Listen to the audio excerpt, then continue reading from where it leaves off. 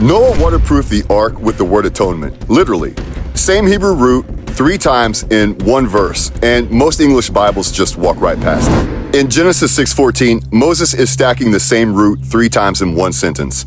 In Hebrew, repetition is emphasis. He is pounding the nail here, and the nail is this: the ark was saved by a covering, and the word for that covering is the word for atonement.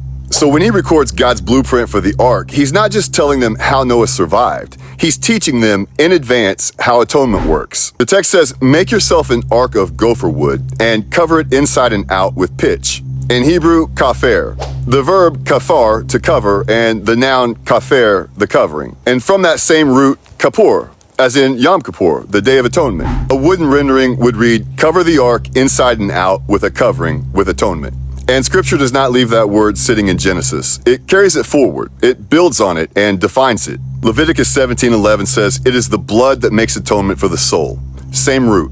And in Exodus 25, we read that the mercy seat where the blood was sprinkled is also named by the same root. 2 arks, 2 coverings, 1 word. Scripture is interpreting itself across centuries and using 1 syllable to do it. Noah did not float because the wood was strong. Noah floated because the wood was covered. The judgment waters of God struck the outside of the ark and never touched the ones inside. Something took the blow in their place. That is not just a flood story. That is a cross story told in tar and timber long before Calvary.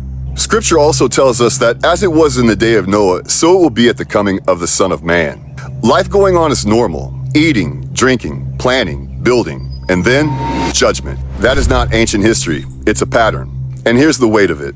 We were never going to survive that day by being good wood. None of us. We survived because someone was covering inside and out, and the judgment that should have reached us struck him instead. That is what Kofer has been quietly preaching since Genesis 6. So my friends, the question is not whether the judgment is coming. The question is, what are you trusting to carry you through it? Because my friends, there are still only 2 places to stand: inside the covering or outside of it. Run to Christ. He is the only covering that can carry you through the coming judgment.